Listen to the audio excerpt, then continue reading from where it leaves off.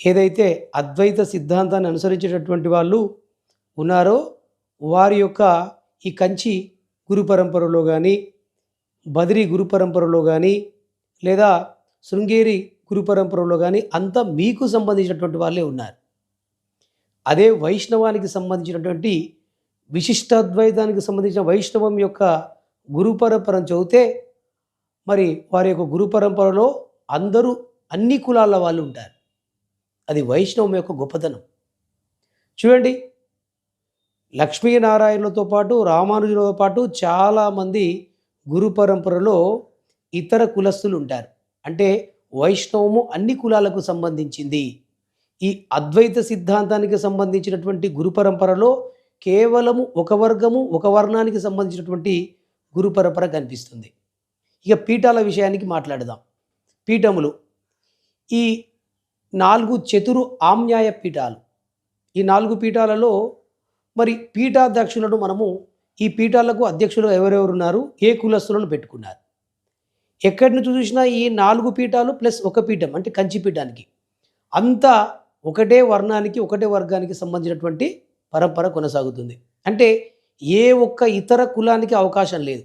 చూపియండి మీ పీఠాలలో మీ గురు పరంపరలో ఏ ఒక్కరు ఇతర కులస్తులకు అవకాశం ఉందా పీఠాధ్యక్షులుగా? లేదు. అలాగా ఈ వైష్ణవానికి వస్తే విశిష్టాద్వైతము రామానుజాచార్యుల కంటే పూర్వమే ఉన్నది. అయితే ఈ యొక్క 74 పీఠాలకు అనేక మంది అన్ని కులాల వాళ్ళు ఈ పీఠాధ్యక్షులుగా ఉన్నారు. అంటే వైష్ణవము అన్ని కులాలకు సంబంధించిందని సుస్పష్టంగా తెలుస్తుంది. వైష్ణవం కాడికి వస్తే 12 ఆల్వార్లు చాతుర్వర్ణాలకు సంబంధించినటువంటి అన్ని కులాల వాళ్ళు ఉన్నారు.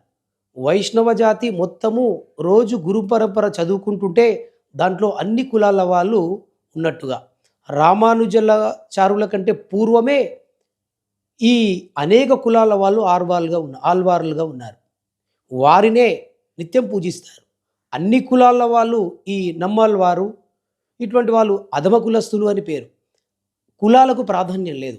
అన్ని కులాల వాళ్ళకు సమాన భావాన్ని వైష్ణవులో చూపిస్తారు. ఆల్వార్లు అనేక కులాల వాళ్ళు ఈ వైష్ణవానికి అధిపతులుగా, అంటే రామానుజుల కంటే ముందువారుగా ప్రతి ఒక్క వైష్ణవుడు అన్ని కులాలకు సంబంధించిన ఆల్వార్లను పూజిస్తారు. ఈ సిద్ధాంతము మీరు చెప్తున్నటువంటి దాంట్లో ఉందా? అన్ని కులాలకు సంబంధం ఉందా? ఇక ఆగమానికి వస్తే ఆగమము వైష్ణవానికి సంబంధించినటువంటి 2 ఆగమాలు. విష్ణు ఆరాధకులకు సంబంధించినటువంటి వైఖానస ఆగమము, పాంచరాత్ర ఆగమం. దీనికి చాలా ప్రాచీనటువంటి ఆగమాలు. మీరు ఏర్పరచుకున్నటువంటి ఆగమం. కొన్ని ఆగమాలు ఈ మధ్యలో కొన్ని ఆగమాలు ఏర్పడ్డాయి. దాంట్లోకి వచ్చినటువంటి ఆగమం ఇది. ఆగమాన్ని దూషించడం లేదు, ఆగమం మంచిదే. కానీ శైవ, శాక్తేయ, పాంచరాత్ర, వైఖానస ఆగమాలే పూర్వం కేచి ఉన్నాయి. అష్టాక్షరి మహామంత్రం. ఈ అష్టాక్షరి మహామంత్రాన్ని రామానుజాచార్యులు గుడి శిఖరం ఎక్కి ప్రతి ఒక్కరికి విష్ణుభక్తి అందాలి, విష్ణుభక్తి అందరికీ చేరాలి, సామాన్యుడు కూడా విష్ణుకు ఆరాధించుకోవాలి, ఈ యొక్క మూలమంత్రాలు అగ్నవర్ణాల లోపలే కాకుండా అందరికీ చేరిపోవాలని ఓం నమో నారాయణాయ అని గుడి శిఖరానికి ఉచ్చరించినట్టుగా చరిత్రనే చెప్తుంది. ఈ యొక్క జగత్ వ్యాప్తం చేసినటువంటి చరిత్ర వైష్ణవాన్ని. అంటే వైష్ణవము అన్ని కులాలకు సంబంధించినటువంటి సుస్పష్ట వివరణలు మనకు కనిపిస్తున్నాయి. ఇకపోతే మీరు శివాయ విష్ణు రూపాయ అనే అంటే శివకేశవులు సమానమని చెప్తారు. శివకేశవులు సమానము అని మీరు చెప్తుంటారు. కానీ మీ గురు పరంపరలో ఏముంది? మీరు పెట్టుకునే ముఖం యొక్క తిలకధారణ ఉన్నది కదా, ఎవరెవరు మతానుసారంగా వాళ్ళు పెట్టుకుంటారు, దాన్ని తప్పు పట్టడం లేదు. కానీ శివకేశవులు సమానం అన్నప్పుడు ఒకసారి మరి త్రిపుండ్రాలు అంటే అడ్డనామాలు పెట్టుకొని ప్రవచనాలు చెప్పాలి, ఒకసారి నిరూనామాలు పెట్టుకొని చెప్పాలి. మీ ఆకార స్వరూపాన్ని మారినప్పుడు శివకేశవుల సమానము అని మనం గుర్తించవచ్చు. మీరు చెప్పేది మరి ఒకలాగా ఉంది, చేసేది ఒకలాగా ఉంది అని. కానీ వైష్ణవులకు అలా కాదు. ఎప్పుడైనా మరి ఊర్ధ్వపుండ్రాధారణ చేస్తారు. విష్ణువే పరదైవంగా భావిస్తారు. ఇది వైష్ణవానికి మీరు చేస్తున్నటువంటి విషయానికి డిఫరెన్స్ చెప్తున్నాం, తప్పు పట్టడం లేదు. ఏ నామమైనా అందరికీ మంచిదే. బొట్టు పెట్టుకున్నా మంచిదే, చుక్కబొట్టు పెట్టుకున్నా మంచిదే, దానికి తప్పు పట్టడం లేదు. కానీ శివాయ విష్ణు రూపాయ అని శివకేశవులకు సమానమైనటువంటి మాటలే కాకుండా ఆచరణలో కూడా చూపాలి. ఇదే ఈ త్రిపుండ్రాలు పెట్టుకొని సీతారాముల కళ్యాణం చేస్తూ ఉంటే ఒక భక్తుడు లేచి, ఏమయ్యా మీ ముఖానికి ఒకలాగా నామం ఉంది, మీరు పెట్టుకున్నట్టు మీరు పూజిస్తున్న దేవునికి ఇంకోలా నామం ఉంది అంటే ఏం సమాధానం చెప్తారు? ముఖనామాల గురించి కాదు ప్రస్తావన, కానీ మనం పూజిస్తున్న భగవంతుడికి ఏ విధంగా ఉండాలో మనం కూడా అదే విధంగా సర్వస్వం భగవంతుని రూపంగానే మనం ఉండాలి అని వైష్ణవ తత్వం చెప్తుంది. వైష్ణవులు అలా కాదు, భగవంతునికి ఎలా పెడతారో వాళ్ళు కూడా అలా ధరిస్తారు. విష్ణువే మూలదైవము పరదైవము అని భావిస్తారు. ఇతర దేవులను కూడా పూజనీయంగా చూస్తారు, అందరినీ పూజిస్తారు, కానీ ఉపదైవగానే పూజిస్తారు. ఏ దైవానైనా విష్ణు రూపంలోనే వాళ్ళు ఆరాధిస్తారు. ఇది వైష్ణవుల యొక్క గొప్ప ఖ్యాతి. విశిష్ట అద్వైతము, అద్వైతము విశిష్ట అద్వైతంలో అనేక మంది ఇతర కులాలను చేర్చుకోవడం జరిగింది. చాలామంది చేరిపోయారు. అనేక మంది ఇతర కులాలకు ఎంతోమంది విశిష్ట అద్వైతంలో అన్ని కులాల వాళ్ళు ఉన్నారు.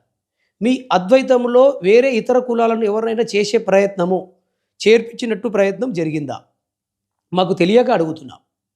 ఇక వేద పాఠశాలలో, వైష్ణవ వేద పాఠశాలలలో, ఇదే చిన్నజీయర్ స్వామి ఏర్పరిచినటువంటి వేద పాఠశాలలో అనేక కులాల వాళ్ళు వేద పఠనాన్ని నేర్చుకున్నారు, అంటే పూజా విధిని నేర్చుకున్నారు. ఎరకలి వాళ్ళు, మాలలు, మాదిగలు, మరి గిరిజనులు, ఎంతోమందికి, ఎన్నో కులస్తులకు వేద పాఠశాలలో విద్యాబోధన నేర్పినటువంటి చరిత్ర చిన్నజీయర్ స్వామి వారికి. విశిష్టాద్వైతము అన్ని కులాలకు సంబంధించింది అని చెప్పడం. మీరు నేర్పే ఆగమ పాఠశాలలో ఏ ఒక్క ఇతర కులస్తులైనా చేర్పించుకున్నారా? చేర్పించారా? ఈ తెలుగు రాష్ట్రాల గురించి నేను మాట్లాడుతున్నాను. ఈ తెలుగు రాష్ట్రాలలో మీరు స్థాపించినటువంటి వేద పాఠశాలలో ఏ ఒక్కరికైనా అవకాశం వేరే కులాలకు ఉందా? వైష్ణవంలో చిన్నజీయర్ స్వామి బాహటంగా వేల మందిని, చాలామందిని చేర్పించిన చరిత్ర మరి ఈ యొక్క శ్రీ వైష్ణవానికి ఉంది. అద్వైతము లోతైన అద్వైతం, అద్వైతం చాలా గొప్పది. చిలుకూరి బాలాజీ దేవస్థాన ఆలయ ప్రధాన అర్చకులు రంగరాజన్ గారు ఆదిత్య అనే ఎస్సీ వ్యక్తిని భుజాలపై మోసుకుంటూ గర్భాలయంలోకి ప్రవేశం చేసే చరిత్ర వైష్ణవాంది. మీరు చూస్తే అర్థమవుతుంది, ఇది అందరికీ తెలిసినటువంటి విషయమే. ఆ రోజు మరి ఆదిత్య అనే ఎస్సీ వ్యక్తిని భుజం మీద ఎక్కించుకొని ఆలయ ప్రవేశం చేసిన చరిత్ర శ్రీ వైష్ణవంలో ఉన్నది. ఈనాడు ఆదిత్య పరాస్త్రీగా అంబత్రాయ క్షేత్రంలో రోజు ఒక పీఠాధిపతిగా వెలిశాడు. శ్రీ వైష్ణవములో ఇతర కులస్తులను ఆలయ ప్రవేశం చేసినటువంటి మునివాహన సేవ చాలా బాగున్నది. ఇకపోతే రామానుజాచార్యులు ఎక్కడ ఆలయంలో విశిష్ట అద్వైతపరంగా అన్ని కులాల వాళ్ళకు అవకాశం ఇచ్చారు. చాలా దేవాలయాల్లో చూస్తే మరి పూజారులకు సంబంధించినటువంటి సేవా కార్యక్రమాలు ఉంటే ఆ సేవా కార్యక్రమాలలో అనేక మంది ఇతర కులస్తులను చేర్పించినటువంటి చరిత్ర వైష్ణవాంది. అన్ని కులాల వాళ్ళు, చాలా కులాల వాళ్ళను అందులో కేవలం అర్చకులకే కాకుండా ఇతర కులస్తులకు కూడా భాగస్థులుగా చేసి అందరినీ పూజా కార్యక్రమాన్ని, అందరికీ ఆలయ సేవ, భగవంతుని సేవా కార్యక్రమానికి అన్ని కులాలకు వ్యాపింపజట్టు చేశాడు, అందరిలో భాగస్థులుగా చేశాడు. ఇకపోతే చతురామ్నాయ పీఠాలు, చతురామ్నాయ పీఠాలు ఆదిశంకరాచార్యులు ఏర్పాటు చేయలేదని చెప్పొచ్చు. అది నా పర్సనల్ అభిప్రాయం. ఇప్పుడు ఇక్కడ రామానుజాచార్యులు కూడా విశిష్టాద్వైతాన్ని మరి వారి రాకముందే విశిష్టాద్వైతం ఉన్నది, వారు వచ్చిన తర్వాత విశిష్టాద్వైతాన్ని మరి పునరుజ్జీవింపజేశాడు, దాన్ని ఇంకా వ్యాప్తి చేశాడు. అంటే ఒకరి తర్వాత మరొకరు వచ్చినటువంటి వాళ్ళు ఈ ఆదిశంకరాచార్యులు ఈ దేశంలో ప్రతి ఒక్క మూలన అద్వైతాన్ని సుస్థిరం చేస్తూ యావత్ భారతదేశానికి మొత్తం కూడా అద్వైతాన్ని నిలబెట్టాడు. ఆల్రెడీ దేశంలో ఆదిశంకరాచార్యులే అద్వైతాన్ని సుస్థిరపరిచిన తర్వాత 4 దిక్కుల 4 పీఠాలు చేయవలసిన అవసరము వారికి ఎంత మాత్రం లేదని చెప్పొచ్చు. వారి తర్వాత వచ్చినటువంటి వాళ్ళు మహనీయులు. వారు ఏం చేయాలనో, ఇంకా దీన్ని ఎలా వ్యాపింపజేయాలనో అని ఆలోచించి, వారు నెలకొల్పినటువంటి అద్వైతాన్ని విశ్వవ్యాప్తం చేయాలి, భారతదేశ వ్యాప్తం చేయాలని 4 ఆమ్నేయ పీఠాలు ఏర్పాటు చేసినట్టుగా మనం భావించవచ్చు. ఇది శంకరులు చేసినటువంటిది కాదు. శంకరుల వారు వచ్చి వారి వారి తర్వాత వచ్చినటువంటి వాళ్ళు ఈ పీఠాలు ఏర్పరిచి ఉంటారు. ఇంకా వ్యాప్తిలోకి తీసుకుపోయే ప్రయత్నం చేశారు అని భావించవచ్చు. అలాగనే పంచాయనత పూజ. ఈ పంచాయనత పూజను ఆదిశంకరాచార్యులు చేయలేదని చెప్పవచ్చు. ఎలానో వారు చేసింది ఇంకొకరికి సవరించే అవకాశం ఉండదు ఆదిశంకరాచార్యులు చేస్తే. అది షష్టాయనత పూజగా మారింది. ఆదిశంకరాచార్యులు చేసినటువంటిదే అయితే మళ్ళీ దాన్ని సవరించే అవకాశం ఉండదు. ఆ అద్వైత సిద్ధాంతం చాలా లోతుగా గొప్పగా ఉంది. ద్వైతం కంటే విశిష్ట ద్వైతం కంటే చాలా గొప్పది. ఆదిశంకరాచార్యులు ఉన్నంత వరకు వారు చేసినటువంటి దాంట్లో ఎలాంటి భేదాలు, ఎలాంటి తప్పులు, ఎలాంటి అవకాశం కూడా లేదు. చిన్నదానికి అవకాశం కూడా లేదు. వారి తర్వాత వచ్చినటువంటి వారు చేసినటువంటి ప్రక్షిప్తాలనే ఈరోజు మనం ప్రశ్నించవలసి వస్తుంది. వారి తర్వాత వచ్చినటువంటి వాళ్ళు ఎవరైనా పొరపాటు చేస్తే దాన్ని మనం ప్రశ్నించాలి తప్ప, శంకరుల వాళ్ళు చెప్పినటువంటి అద్వైతాన్ని, వారిచో నెలకొల్పినటువంటి విధానాలని తప్పు పట్టే అవకాశం ఎవరికి లేదు. వారు తప్పును భవిష్యత్తు తరానికి అందించినటువంటి చరిత్ర వారికి లేదు. వారు ఇచ్చిపోయినది, వారు నిర్వచించినటువంటిది, వారు చెప్పినటువంటి సిద్ధాంతానికి తిరుగులేదు.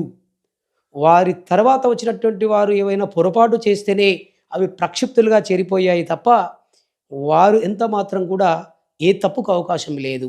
ఆదిశంకరాచార్యులు ఉన్నంతకాలం వారు ఏర్పరిచిన చరిత్రను ఎవరు తప్పు పట్టడం లేదు. ఆదిశంకరాచార్యులు చెప్పినటువంటి అద్వైత సిద్ధాంతము మనకి ఈరోజు అందుబాటులో ఉంది.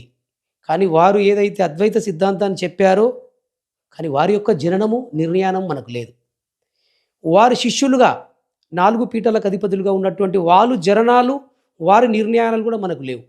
వారిని ఆధారంగా చేసుకొని కూడా ఈ ఆదిశంకరాచార్యుల యొక్క జననాన్ని మనం నిర్ధారణ చేసుకునే అవకాశం ఉంటుంది. అంటే క్రీస్తు పూర్వమే ఆదిశంకరాచార్యులు మరి జన్మించినట్టుగా మనకు చరిత్ర సుస్పష్టంగా తెలుపుతున్నది.